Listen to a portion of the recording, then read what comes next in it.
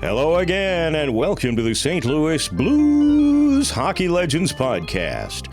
Tom Calhoun here to shine a light on the stories of those instrumental in blues history. The Blues Legends Podcast is presented by Sarah Honda, O'Fallon, Illinois. Check out all the great deals and their 618 Sarah Bucks offer at sarahhondaofallon.com. Our participating sponsors are Shane McGranahan, Country Financial. Call Shane at 618-476-3366 for all your home and auto insurance needs.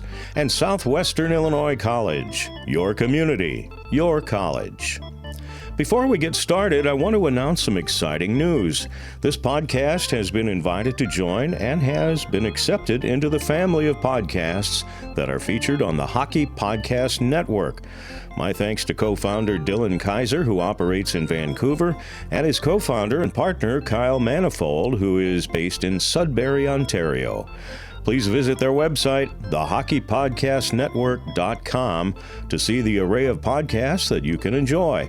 Every NHL team is represented with at least one podcast, so if you're into hockey, you'll certainly enjoy the pods available there. And now, including our Blues Legends podcast. This is a bonus episode, an unscheduled one. I'll be telling some stories of 3 different cities with the same name that have a connection to blues hockey. Stand by for that, coming right up. When it's time to find your next car, what's changed in your life? What's driving you to start the process? What are you really looking for? These are the questions we're asking at Sarah Honda. We believe in real communication, real problem solving, and trustworthy long-term relationships with our customers. We're part of your community, and we want you to be part of ours. At Sarah Honda, the experience drives everything.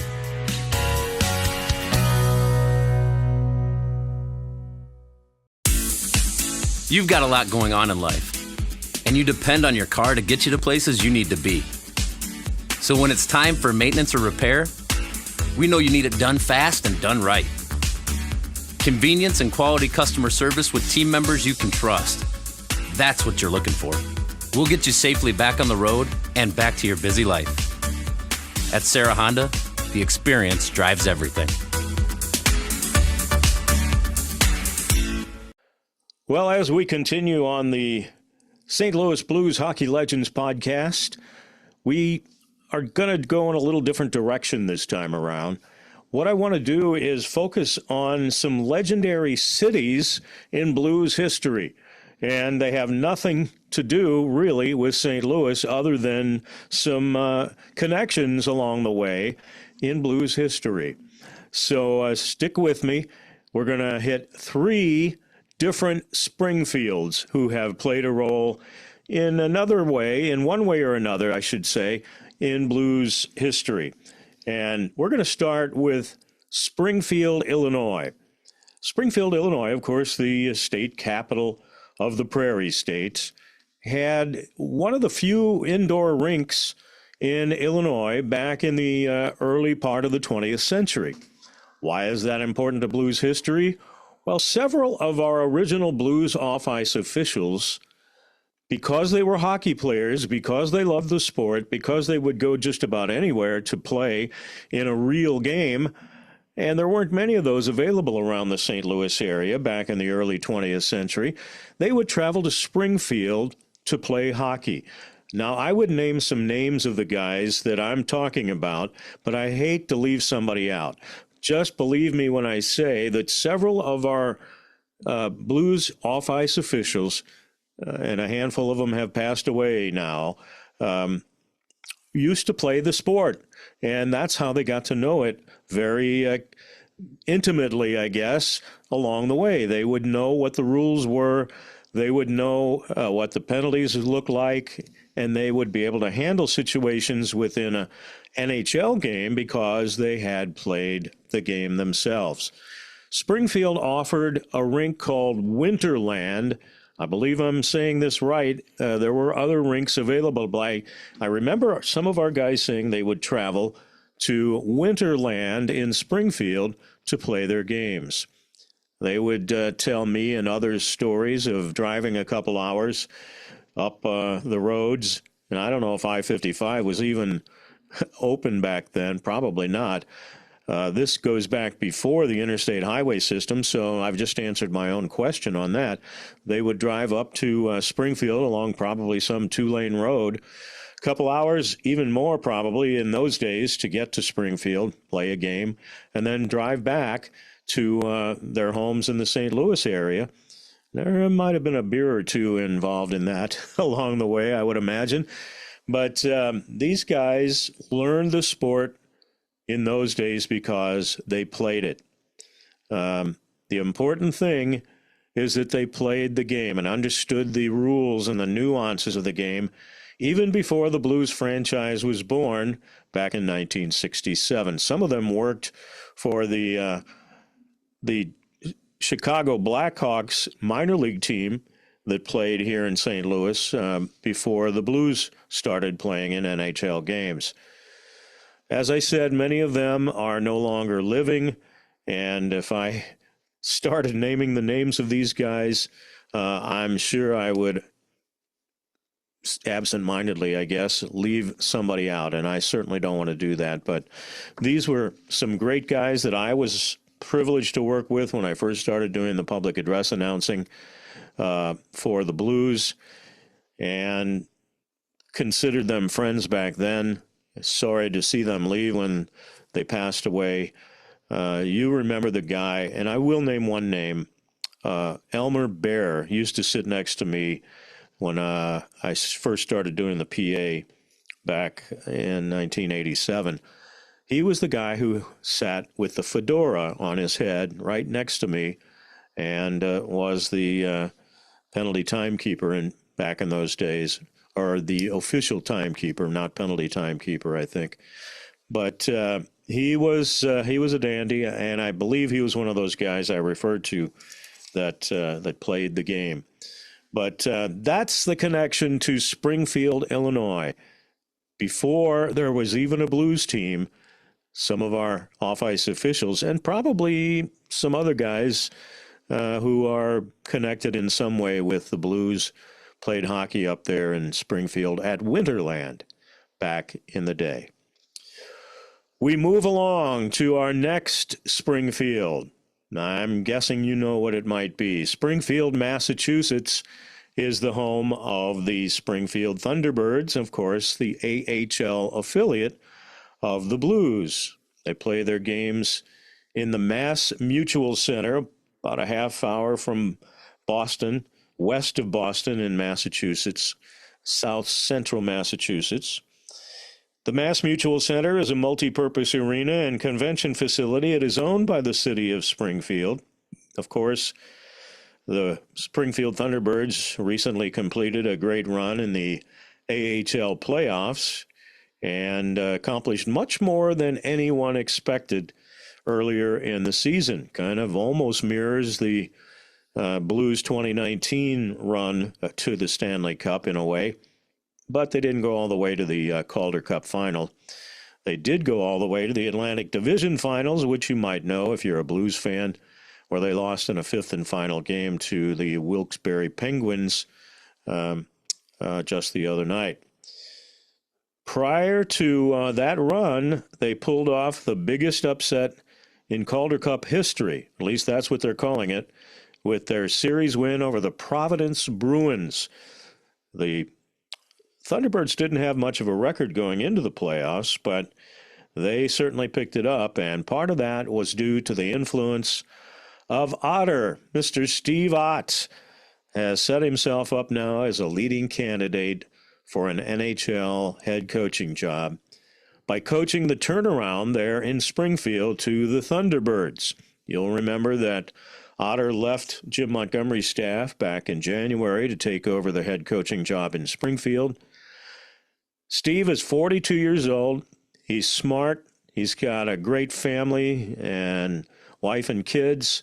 And I'm predicting that not too very long from now, he'll be a head coach in the National Hockey League. He has opened the eyes of people in the NHL as to his communication ability, his motivation ability, and certainly he is ready for that next challenge. might stay in the in the AHL for a little while. We don't know for sure, of course, on that.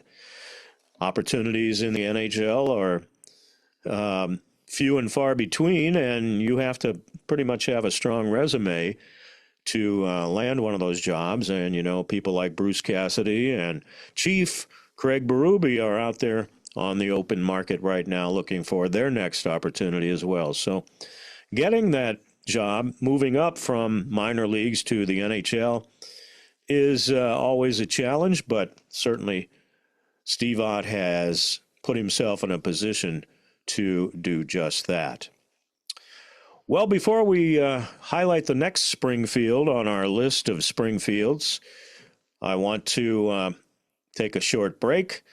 Don't go away. This next Springfield might surprise you about its connection to Blues history, but it's a dandy, and we'll have it for you right after this short timeout. With the new Career and Technical Education building at the Southwestern Illinois College Redbud campus, students have a place where hands-on training meets real-world experience. Meet Hunter, a proud SWIC alum who studied welding and turned his skills into a successful career. My experience with the SWIC welding program was super hands-on. It really showed me all the technical aspects of the welding. Having a program like SWIC with the affordability like SWIC, it's unmatched. Home is more than a place. It's full of the people and moments that matter most. Providing for loved ones, expanding your horizons, or simply living the life you love. With all you have to protect, choose insurance you can count on so you can experience more of what you live for. Country Financial. Experience more.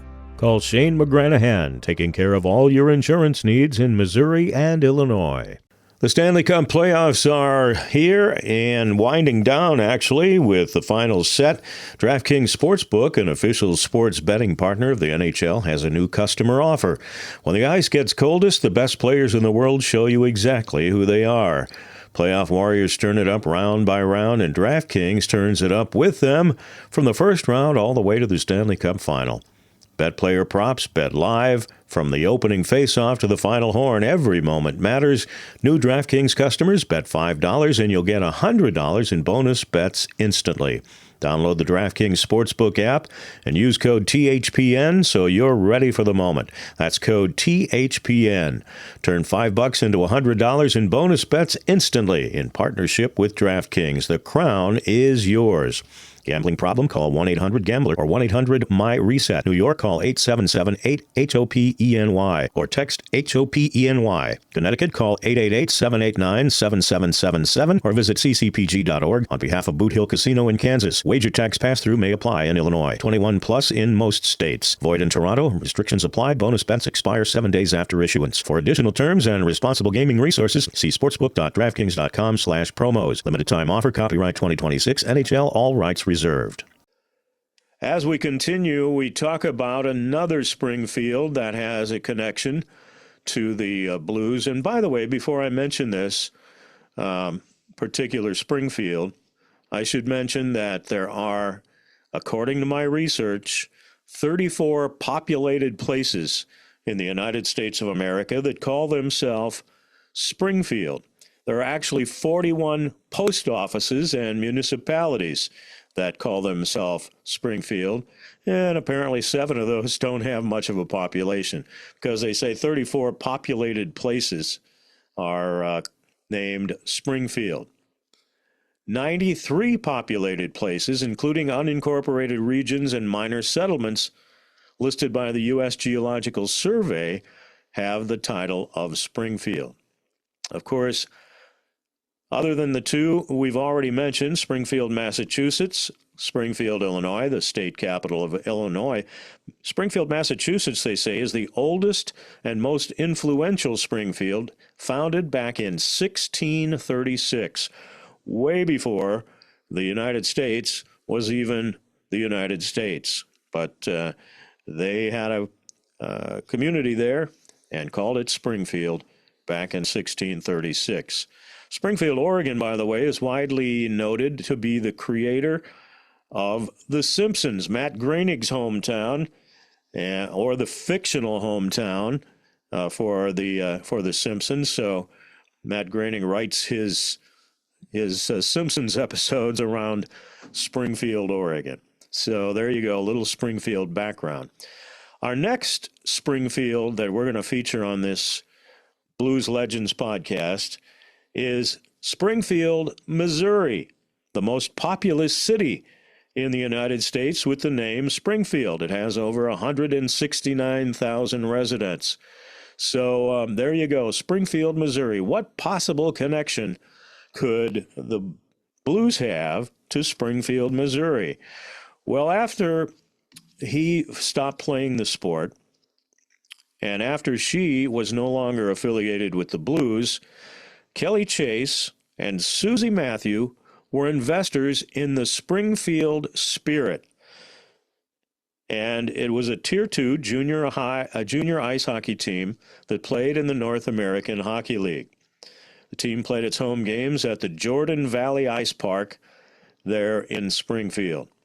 And I also have a connection to the Springfield Spirit because I was the public address announcer for the very first game that team played in Springfield.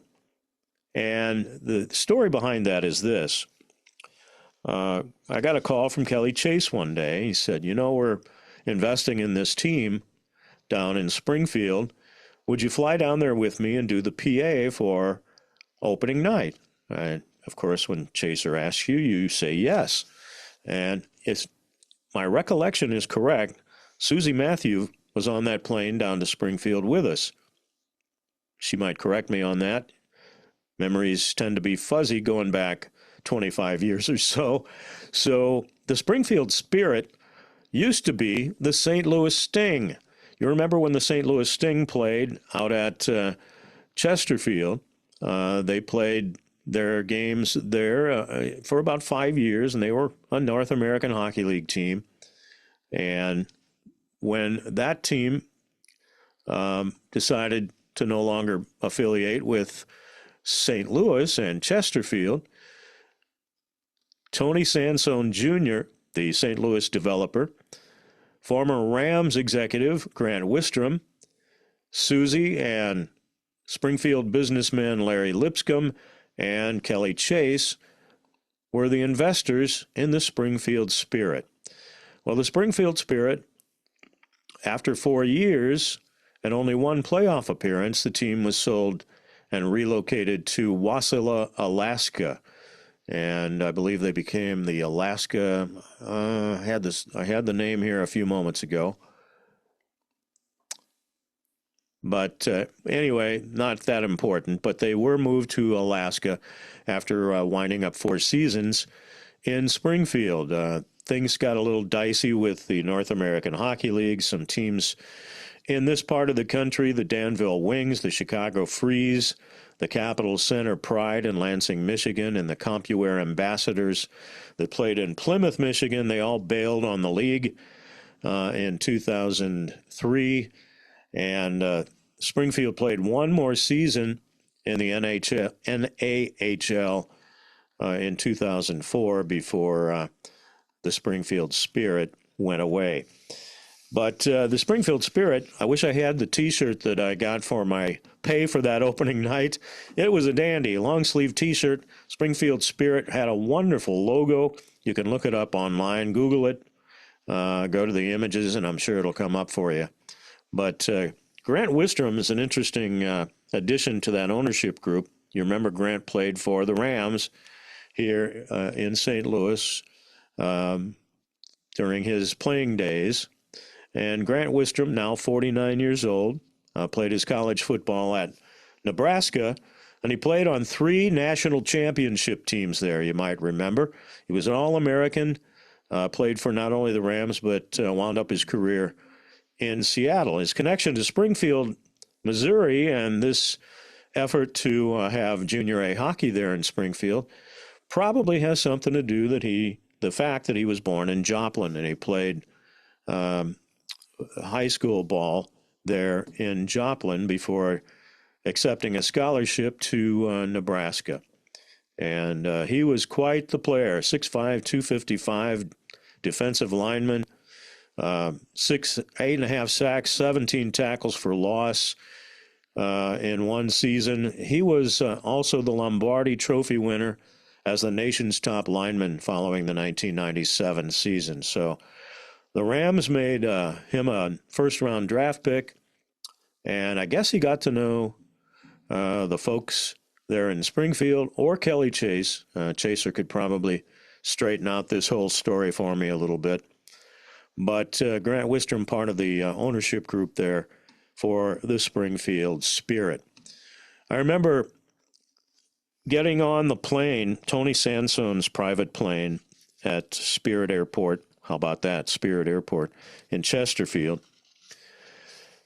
Getting on the plane with Chaser, and I think Susie was on that plane ride also down to Springfield the day of that opening night game.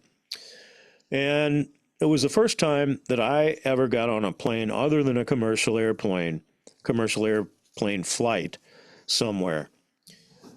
And it was a little scary for me. It was a small, I want to say four-seat plane. And Tony Sansone had a pilot for the plane that he worked regularly with at Spirit Airport.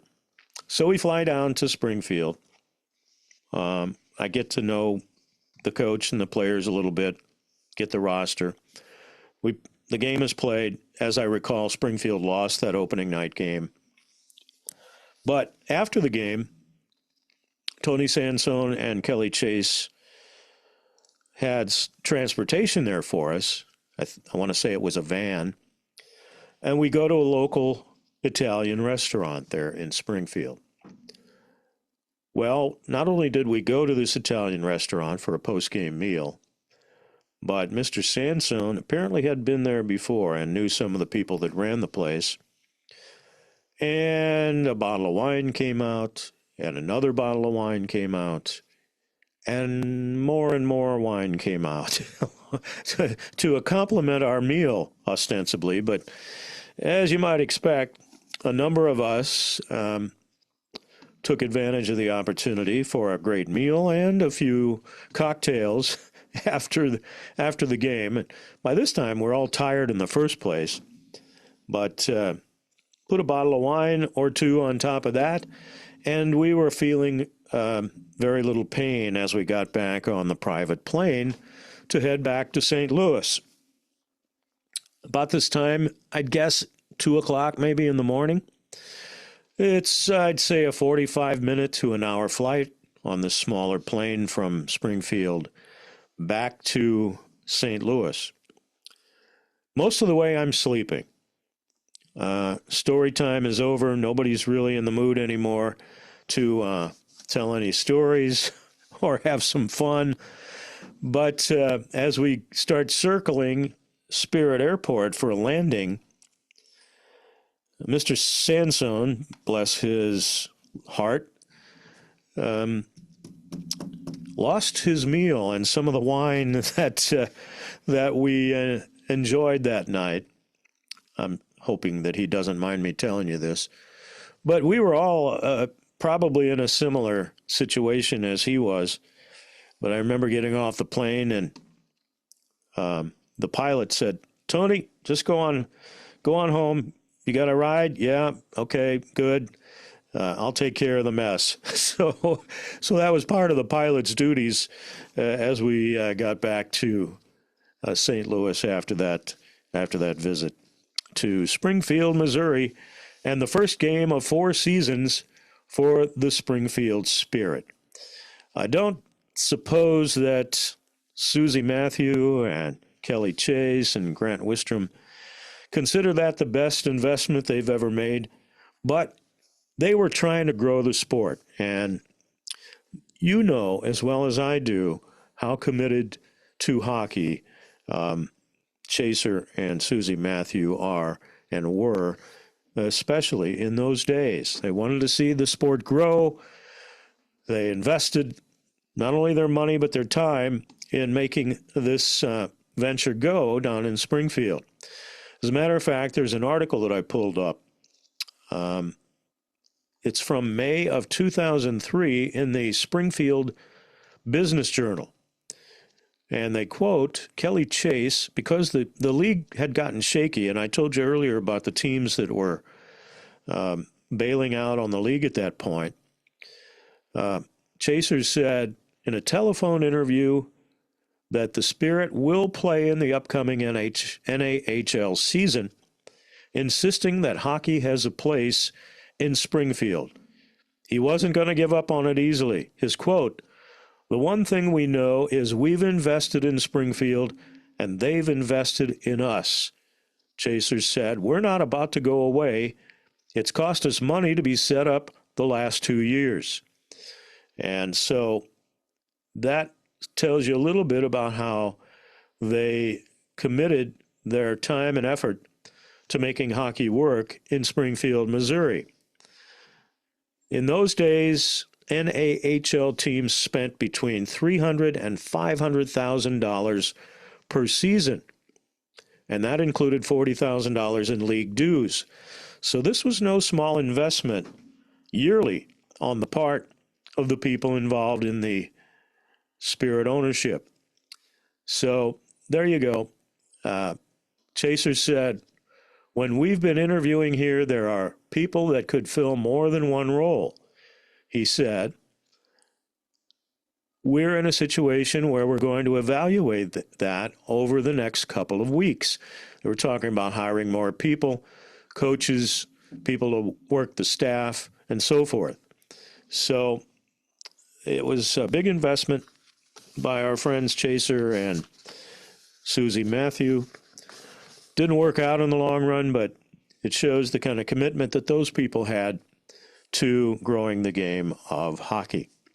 So those are your Springfields in Blues history. Legendary places, if you will, on the Blues Hockey Legends podcast. Hope you enjoyed these stories. We have more guests coming up here on the Blues Legends podcast, lined up in June and July. I know you'll like them. We're looking forward to publishing those next several podcasts and keeping hockey on the front burner, meat on the burner, as the old professor used to say, until hockey starts up again in September. Remember, they're adding 2 games to the regular season schedule this coming season, so regular season games will start in September this year instead of early October. So make sure your calendar is clear for Blues hockey in September. Thanks for listening, and we'll see you next time on the Blues Hockey Legends podcast. Thanks for being with me for another episode of the St. Louis Blues Hockey Legends podcast. We'll have another legend coming up soon, so stay tuned to our social media for news on who that legend might be. Visit PAGuyTom.com or BluesHockeyLegends.com and sign up for our Legends email notifications. The Legends podcast is also available on the Scoops Sports Network at scoopswithdannymac.com. Video of the podcast is published the Monday after the Friday release of the audio. As always, please like and share on Facebook, X, and Instagram, and please subscribe to our YouTube channel. It all keeps the Legends podcast alive and well. Tom Calhoun here saying thanks for being a fan, and let's go Blues!